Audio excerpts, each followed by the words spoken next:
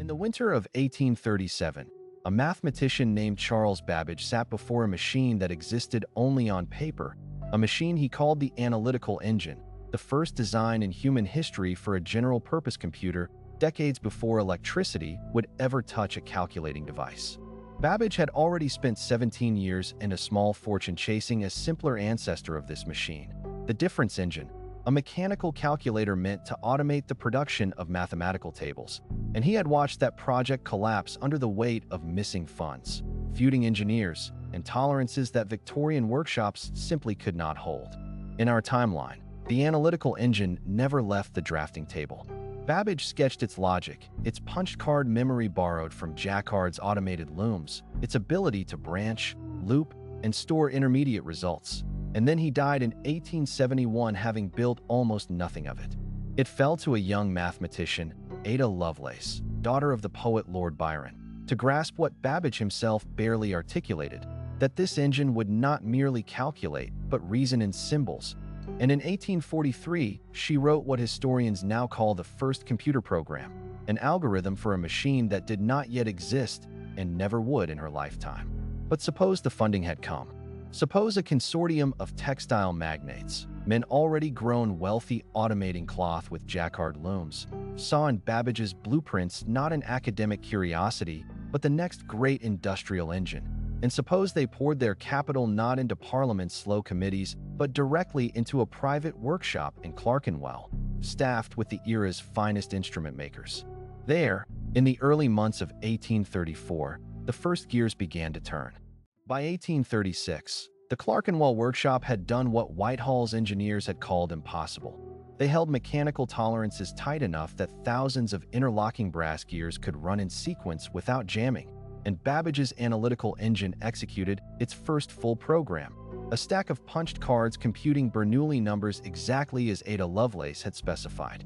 Word of a machine that could think in numbers moved through Britain's scientific societies first as rumor, then as demonstration, and by 1840 the Crown had quietly absorbed the technology under the Admiralty, recognizing before any rival power did that a machine capable of automated calculation could break naval codes, optimize artillery tables, and manage the logistics of an empire faster than any clerk. France and Prussia, watching Britain's sudden and unexplained leaps in actuarial precision and military planning, launched their own crash programs within the decade, opening a quiet arms race fought not with soldiers, but with brass and punch cards. Ada Lovelace, placed in charge of what became known as the Mechanical Intelligence Office, pushed the engine beyond arithmetic, feeding it conditional logic that let it adjust its own output based on prior results. A primitive but genuine feedback loop that engineers of the day began, only half-jokingly, to call the machine's judgment. The textile owners who had funded the original engine demanded their return on investment, and by the 1850s, scaled-down mechanical calculators were managing factory schedules and shipping manifests across the British Empire, displacing armies of human clerks and reigniting the labor unrest that had first flared with the Luddites a generation earlier.